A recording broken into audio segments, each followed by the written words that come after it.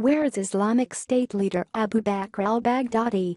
3 years ago, video emerged of the leader of so-called Islamic State, IS, Abu Bakr al Baghdadi, commanding allegiance in a sermon at the Great Mosque of al-Nuri in Mosul.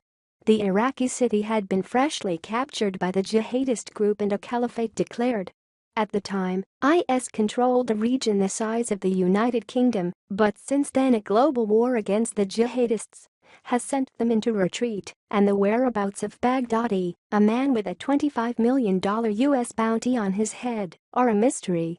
On the third anniversary of Baghdadi's first and last public appearance, IS no longer controls most of the land it once held, and its leader has been conspicuously silent since addressing followers in a recorded audio message last November, after the battle to dislodge the group from Mosul began. Amid this silence, unconfirmed reports of Baghdadi's death have recently surfaced. Russia's deputy foreign minister said it was highly likely Baghdadi was killed in a Russian Air Force strike on Raqqa on 28 May, and an Iranian official asserted last week that he was definitely dead. However, both claims were questioned by American officials. In a video released from Raqqa a week after the Russian report surfaced, IS members referred to our sheikh without mentioning Baghdadi by name, leaving a question mark over his fate. After all, the Taliban and al-Qaeda hid the death of Taliban leader Mullah Omar for 2 years.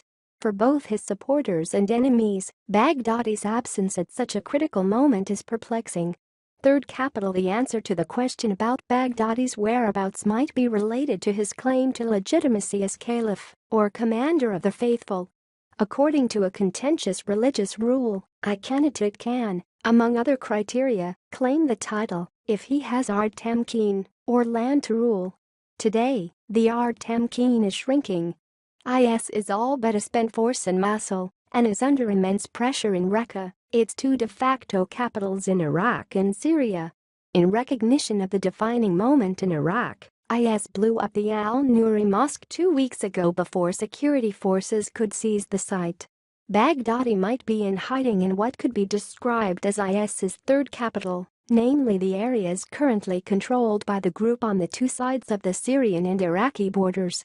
IS calls this area Wilayat al-Furat, or Euphrates province, which mainly comprises the Iraqi town of al-Qaim and the Syrian town of Abu Kamal.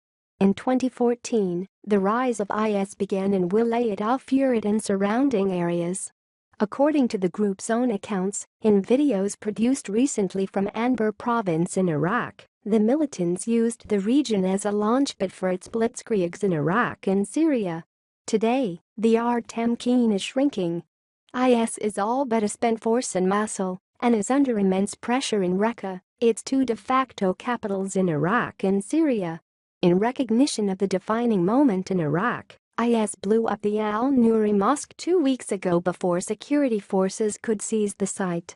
Baghdadi might be in hiding in what could be described as IS's third capital, namely the areas currently controlled by the group on the two sides of the Syrian and Iraqi borders. IS calls this area Wilayat al-Furat, or Euphrates province, which mainly comprises the Iraqi town of al-Qaim and the Syrian town of Abu Kamal. In 2014, the rise of IS began in Wilayat al-Furat and surrounding areas. According to the group's own accounts, in videos produced recently from Anbar province in Iraq, the militants used the region as a launchpad for its blitzkriegs in Iraq and Syria. The region also has relatively weakly armed militias and tribes, which could hold and secure the region if and when it is recaptured.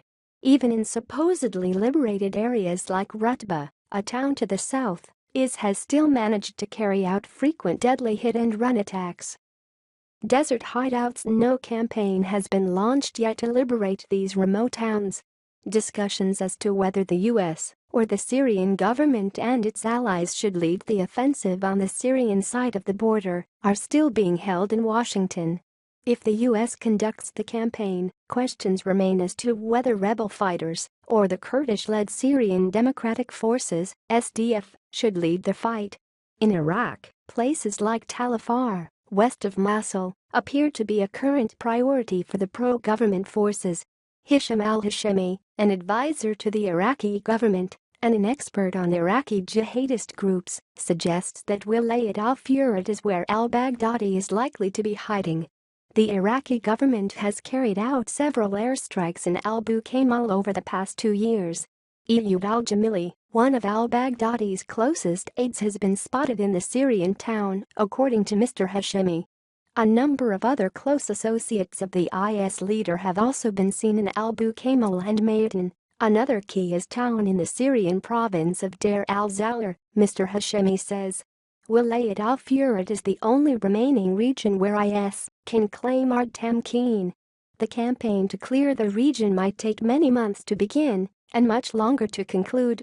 Even after these areas are liberated, IS is likely to use the desert, river valleys and border zones as hideouts and to launch attacks on urban centers.